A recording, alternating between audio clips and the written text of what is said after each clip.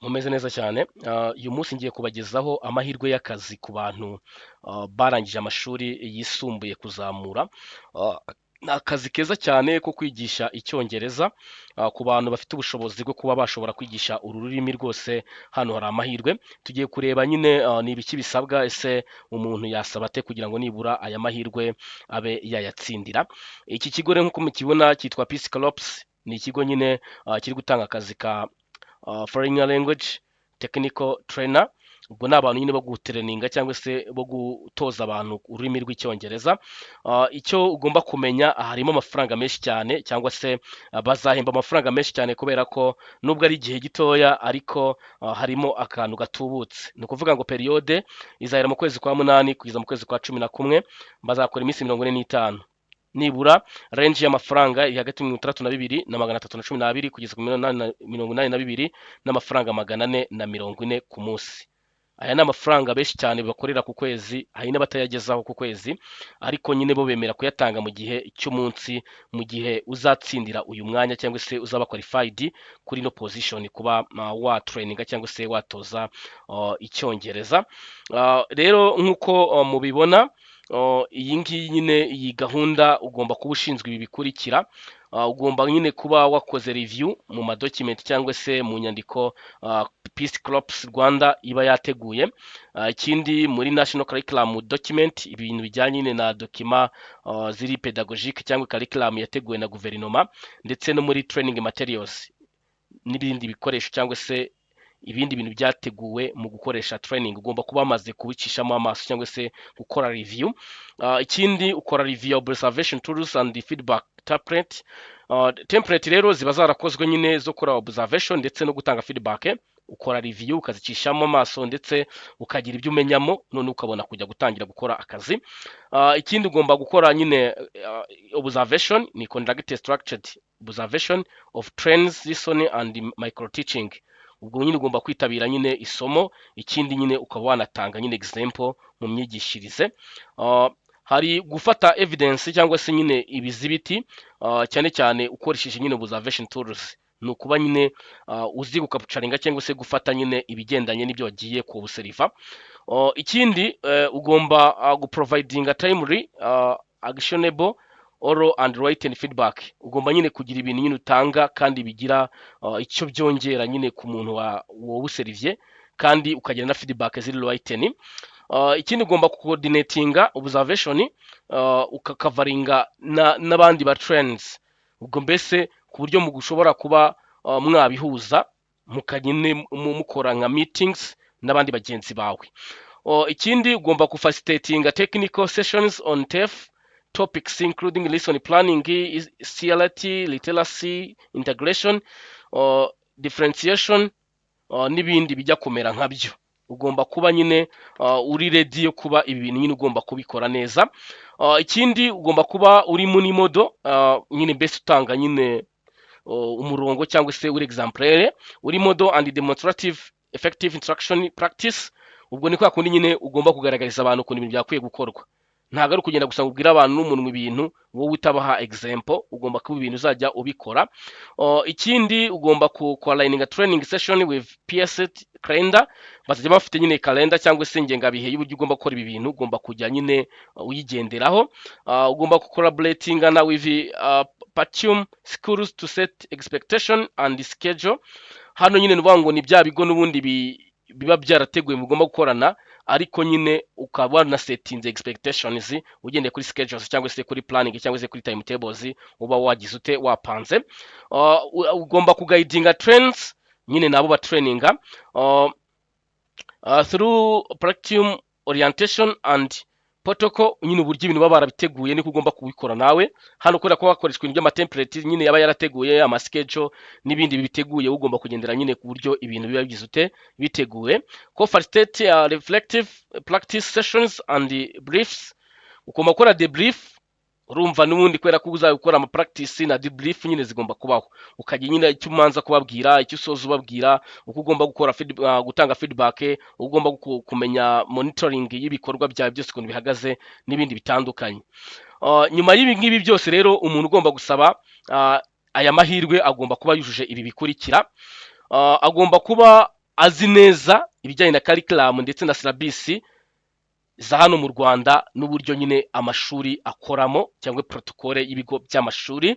Agomba kuba afite ubumenyi cyane kuri ICT yo mu burezi, cyane cyane nko gukoresha Microsoft ndetse na data management na feedback report, nyine gutanga ama report by technology, no gutanga ama email, ama outlook n'ibindi bitandukanye. Expertise in structured observation framework, kuba nyine uri expertise cyangwa se ufitemo ubumenyi cyane mu bijyanye no gukora observation. Ability yo kureviewing curricula, session plan, slide decks and assessment tools, kuba nyine ufite ubushobozi bwo gukora review cyangwa gucishamo amaso no kumanza wowe kugira ibyo ushyira ku murongo muri ibi bintu bikurikira: curricula, session plans, slide decks ndetse na assessment tool. Ugomba kubicamo nyine mbere y'uko n'umuntu utanga training. Ibi ni ibintu bisanzwe nyine, ntabwo wajya gutanga training utanakoze study cyangwa se ngo umanze wigeho icyo kintu ko kimeze. Hari ability to draft individualized action, ugomba kuba nyine wakoze action plan yawe individual kuri observation datas, ibyo nyine uzawuseriva cyangwa se ibyo uzagenzura. Ugomba kuba nibura ufite minimum cyangwa nibura utari munsi y'imyaka 5 yo kwigisha icyongereza, haba muri primaire, muri secondaire cyangwa se mu matitisi. Murumva nyine ko hano preferable cyane n'umuntu wigishije iki icyongereza. Ikindi ugomba kuba utari munsi nibura y'imyaka 5, uzi ku designinga, uzi gufacilitating teachers professional development or coaching, no ku bintu byo gufasha abarimu n'ama training. Urabona abantu bagiye bakora mu bintu byo gutraininga ba SBM, ba SSR n'abandi bantu batandukanye, ibi bintu rwose aba ari ibyabo. Ubwo ku bantu bo mu burezi ahita bumva nyine izo title ba nyirazo.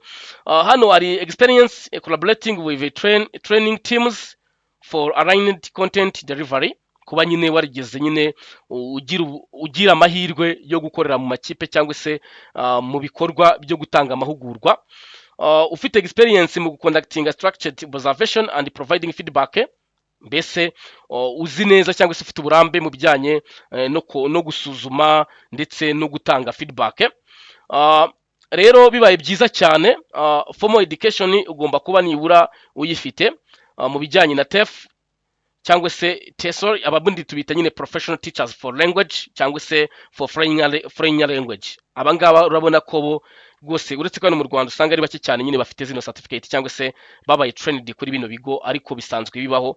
Ntabwo ari TOEFL, nta nubwo se ari IELTS, wapi. Abantu ni aba teachers bigisha foreign language, ni abantu baba trained kuba ba training icyongereza ku banyamahanga badakoresha icyongereza.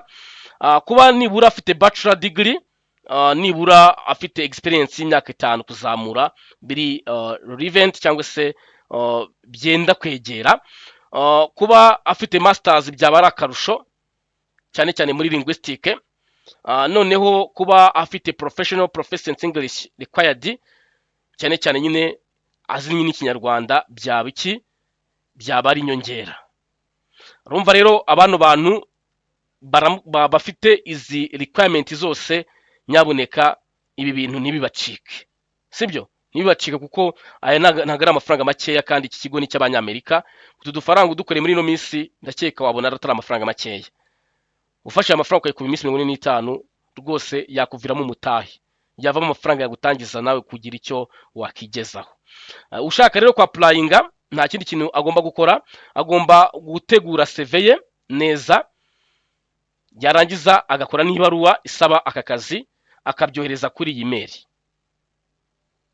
Noneho kuri title, ubwo ndavuga nyine hamwe tuba twandika email, twandika subject, ukandika nyine neza subject uko ikwiye, ukandika na message yerekeza email. Ubwo bivuze ngo ugomba kwandika position usaba. Position nyine mwayibonye, position ni iyi: teaching English as a foreign language. Iyi niyo position. Wamara kubyandika ubikaba ari byo subject, noneho ukandika na email neza uri kohereza CV yawe ndetse n'ibaruwa isaba aka kazi. Ukabikora mbere y'itariki 23 z'ukwezi kwa gatatu. Ubwo nyuma yabyo, nyuma y'iyi tariki ntabwo uwo muntu nyine azaba considered. Aka kazi rero urumva nyaboneka nikagucika, kubera ko akazi nyine kaza rimwe, akazi gemba aya mafaranga kaza rimwe. Ni benshi cyane bajya mu biraka bihemba 5 ku munsi. none aha ngaha umukubye inshuro zingahe zirenga 12. Urumva rero aka kazi wakagerageza. Mbibutse ko ntago akazi kazakwizanira, ibintu byose bisaba ngo ugerageze amahirwe yawe, byange wagize ute wagerageje. Ukeneye ubufasha nko mu gukora CV, mu gutunganya ibaruwa n'ibindi bitandukanye, turabafasha. Ikindi ubu dufite indi gahunda nshya yo gutraining abantu bakora written exams ndetse na interview. Vuba aha biraba bibaye opened kuri website ku buryo wajyaho kwiyandikisha ukishyura fees, noneho ukinjira muri team yazajya bahabwa training bigendanye n'icyo wowe ukeneye guhabwamo support. Niyo mpamvu utagomba gucika no kujya dukurikira umunsi ku munsi. Nimba ari ubwa mbere utugezeho cyangwa se ubonye ino YouTube channel, ntugende udakanze subscribe ndetse n'inzu y'imenyekanisha kugira ngo igihe dushyizeho video nyaboneka ujye uyibona mu ba mbere. Sibyo? Ibintu ni byiza cyane. Bifurije amahirwe masa rero, Nyagasani akomeza abarinde kandi imigisha y'Imana ijye iba mu byo mukora umunsi ku munsi.